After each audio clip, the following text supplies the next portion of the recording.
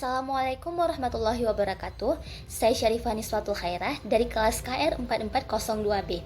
Pada kesempatan kali ini, saya ingin memaparkan hasil dari tugas Eco Redesign yang telah saya lakukan.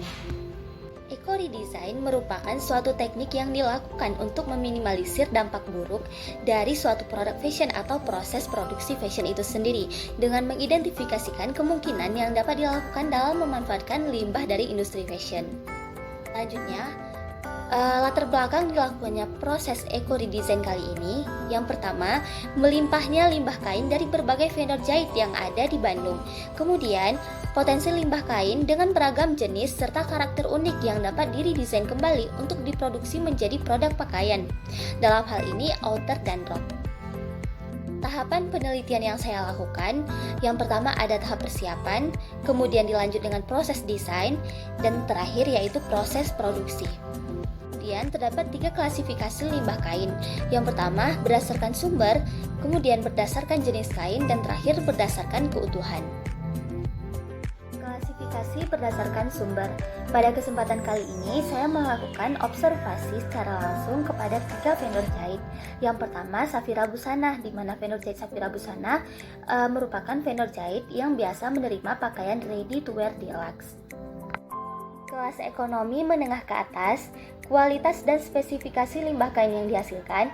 Yang pertama, kain dengan kisaran harga 600.000 hingga 400.000 per meternya. Kemudian, kain dengan jenis warna, bahan, dan motif yang sangat beragam seperti organza, brokat, tenun, katun, linen, dan masih banyak lagi jenis kainnya. Kemudian, rata-rata kain memiliki kualitas yang sangat baik dan ukuran limbah lumayan besar, lebih dari 10 cm. Kemudian kuantitas sisa kain per bulannya sebanyak 3 karung besar. Lanjut vendor kedua yaitu Ravitoy yang merupakan vendor pembuatan boneka. Kelas ekonomi menengah. Kemudian kualitas dan spesifikasi limbah kain yang dihasilkan, kain dengan kisaran harga 30.000 hingga 150.000 per meter. Kemudian kain dengan jenis bahan untuk membuat boneka antara lain velboa, kemudian rasfur, katun, dan nilex. Kualitas kain standar untuk produksi boneka, ukuran boneka dimulai dari 30 cm hingga 100 cm. Kemudian ukuran limbah cenderung lebih kecil daripada vendor sebelumnya, di mana rata-rata kurang dari 15 cm. Untuk kuantitas sisa kain per bulan yaitu sekitar 1 kresek besar. Selanjutnya, terdapat PD Motekar sama seperti sebelumnya, juga memproduksi boneka-boneka. Kelas ekonomi menengah, kemudian kualitas dan spesifikasi limbah kain yang dihasilkan, kain dengan kisaran harga 30.000 hingga 150.000 per meter. Kemudian kain dengan jenis bahan untuk membuat boneka sama seperti sebelumnya, seperti velboa, rasfur, katun, dan nilex. Kemudian kualitas kain standar untuk produksi boneka. Ukuran boneka dimulai dari 10 cm hingga 30 cm. Kemudian ukuran limbah kecil rata-rata kurang dari 15 cm.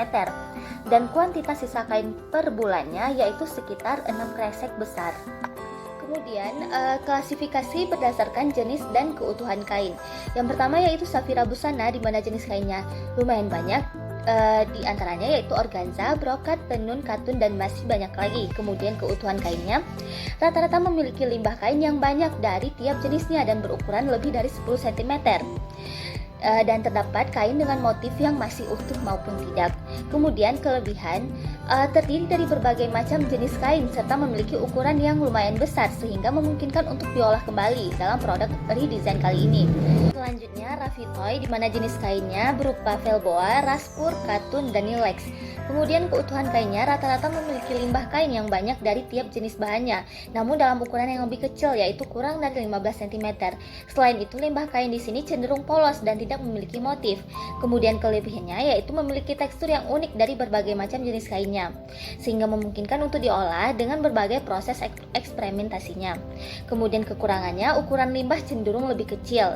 Kemudian sumber ketiga yaitu PD Motekar, di mana jenis kainnya sama seperti Ravitoy yaitu boa, raspur, katun, dan nileks. Kemudian keutuhan kainnya rata-rata memiliki limbah kain yang banyak dari tiap jenis bahannya, namun dalam ukuran yang lebih kecil, kurang dari 15 cm. Selain itu, limbah kain di sini cenderung polos dan tidak memiliki motif. Kemudian kelebihannya yaitu memiliki tekstur yang unik dari berbagai macam jenis kainnya, sehingga memungkinkan untuk diolah dengan berbagai macam eksperimen. Kemudian untuk kekurangannya yaitu ukuran limbah kain cenderung kecil. Selanjutnya yaitu dokumentasi observasi pada 3 vendor. Yang pertama yaitu vendor Safira Busana. Seperti yang sebelumnya sudah diketahui bahwa Safira Busana memiliki limbah yang banyak dari berbagai jenis kain. Kemudian Ravitoy, di mana limbah yang tersisa lebih sedikit dan lebih kecil ukurannya. Kemudian ada PD Motekar, di mana limbah yang tersisa lumayan banyak tapi dalam ukuran yang sedikit dikarenakan produksi dan permintaan konsumen yang lumayan banyak.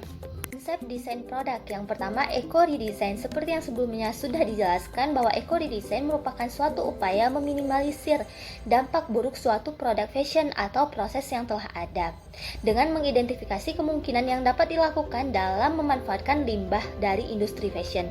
Kemudian image analysis berupa referensi produk, kemudian proses eksperimentasi dimulai dari desain hingga proses produksi produk.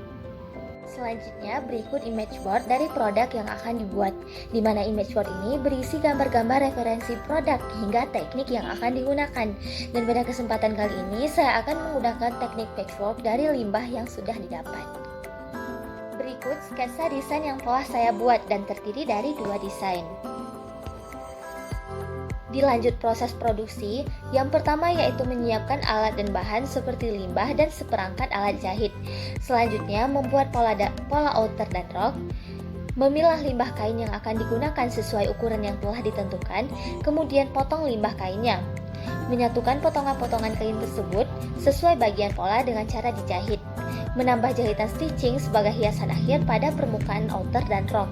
Menjahit penyelesaian akhir pada outer dan rok, melapisi bagian busana tersebut dengan furring pada bagian buruk kain. Dan yang terakhir yaitu menjahit bagian-bagian kain yang sudah dipotong sesuai pola hingga membentuk busana. Cukup sekian pemaparan dari perencanaan produk yang akan dikerjakan pada mata kuliah Fashion Ethics kali ini. Terima kasih dan wassalamualaikum warahmatullahi wabarakatuh.